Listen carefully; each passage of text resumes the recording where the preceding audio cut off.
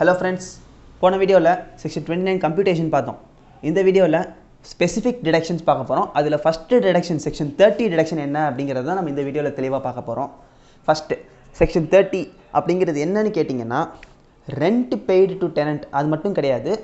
Building related என்னென்ன expenditure இருக்கோ அந்த expenditure claim பண்ணிக்கலாம். எப்பப்ப claim பண்ணிக்கலாம், எப்பப்ப claim பண்ண முடியாது.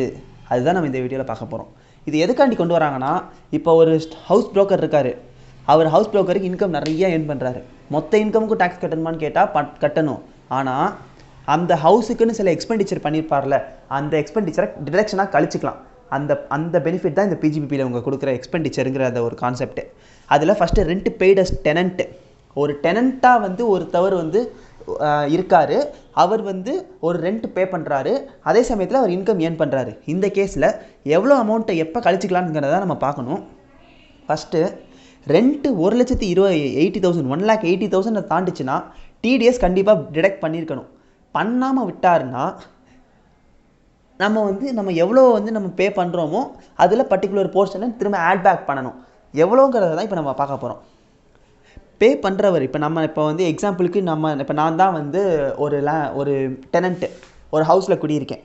ரெண்ட் பே பண்றேன். நான் ரெண்ட் பே பண்ற லேண்ட் ஓனர் வந்து நான் ரெசிடென்ட்டா இருக்காரு அப்படினு பாத்தீங்கன்னா 100% டிஸ்அலவுட். நான் எவ்வளவு ரெண்ட் அவருக்கு பே பண்றேனோ அவ்வளவு அமௌண்ட்டுமே டிஸ்அலவுட். சப்போஸ் நான் பண்ற அந்த லேண்ட் ஓனர் வந்து ரெசிடென்ட்டா இருந்தாருன்னா 100% டிஸ்அலவுட் கிடையாது. 30% மட்டும் டிஸ்அலவுட். இதுதான் வந்து ஃபர்ஸ்ட் பாயிண்ட். அடுத்து ரெண்ட் பேயபிள் டு ரிலேட்டிவ். இப்போ அதே டெனன்ட் நான் தான். ஆனா லேண்ட்லார்ட் வந்து நான் ரெசிடென்ட்டோ கிடையாது. என்னோட ரிலேட்டிவ். எக்ஸாம்பிளுக்கு என்னோட ஃபாதர் வீட்ல தான் நான் ரெண்ட்டுக்கு இருக்கேன்னு வெச்சுப்போம். இந்த கேஸ்ல என்னோட ஃபாதர்ங்கற ஒரு மெர்சினஸ்ல நான் என்ன பண்றேன்னா 20,000 ரூபாய் கொடுக்க வேண்டிய இடத்துல 80,000 ரூபாய் நான் ரெண்டா கொடுக்கிறேன். இப்போ நான் 80,000 ரூபாயமே நான் ரெண்டா கொடுத்திருக்கேன்னு சொல்லி க்ளைம் பண்ணிருப்பேன். ஆனா க்ளைம் பண்ண கூடாது. Excess of fair market value. 20,000 தான் அந்த ரெண்டுக்கு வேலைனா 20,000 தான் நான் கொடுக்கணும். 20,000 ரூபாய்க்கு மேல கொடுத்திருக்கேனா இந்த கேஸ்ல எக்ஸஸ் 60,000 80,000 - 20,000 அந்த அமௌண்ட் ஃபுல்லா நான் டிஸ்அலோவ் பண்ணனும். திரும்ப வந்து ஆட் பேக் பண்ணி மொத்தமா திரும்ப டாக்ஸ் கட்டணும். அடுத்து பார்ட்னர் இன் a firm. என்னோட லேண்ட்லார்ட் வந்து என்னோட ஃபர்ம்ல இருக்கிற பார்ட்னர்னா அலௌட், நோ ப்ராப்ளம். எவ்வளவு நான் கொடுத்தாலும் ஃபுல்லி அலௌட். இதுதான் வந்து எக்ஸ்பெண்டிச்சர் ரிலேட்டட் டு பில்டிங். முக்கியம் இந்த பாயிண்ட் எக்ஸாம்ல ட்விஸ்ட் வைப்பாங்க, நல்லா பாத்துக்கோங்க. அடுத்து current repair expense. Current repair expense வந்து நான் ஓனரா இருந்தா மட்டும் தான் வந்து அந்த பில்டிங்கான ரிப்பேர் எக்ஸ்பென்ஸை நான் க்ளைம் பண்ணிக்க முடியும். அதே மாதிரி 194C இது வந்து ஒரு TDS செக்ஷன்.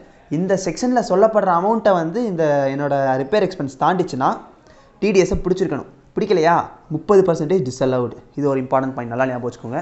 அதில் நம்ம பார்த்த அதே கான்செப்ட் தான். ஆனால் இங்கே நான் ரெசிடென்ட் கான்செப்ட் கிடையாது. அடுத்து இன்சூரன்ஸ் ப்ரீமியம். ஹவுஸுக்கான இன்சூரன்ஸ் ப்ரீமியம் நான் பே பண்ணுறேன் அப்படின்னா நான் ஓனராக இருந்தால் மட்டும்தான் க்ளைம் பண்ண முடியும், இல்லைனா பண்ண முடியாது. அடுத்து property tax or land revenue. Property tax நான் வந்து ஒரு லேண்டுக்கோ என்னோட பில்டிங்கோ கட்டுறேன்னா நான் ஓனராக இருந்தால் மட்டும்தான் கட்ட முடியும். அதுவும் 43Bல சொல்லப்படுற ரூல்ஸை ஃபாலோ பண்ணால் மட்டும்தான் நான் வந்து கட்ட முடியும். 43B என்னன்னு பின்னாடி பார்ப்போம். இதுதான் செக்ஷன் 30க்கான ஃபர்ஸ்ட் ஸ்பெசிஃபிக் டிடக்ஷன். ஏதாச்சும் டவுட்ஸ் இருக்குன்னா கமெண்ட் செக்ஷனில் கேளுங்க.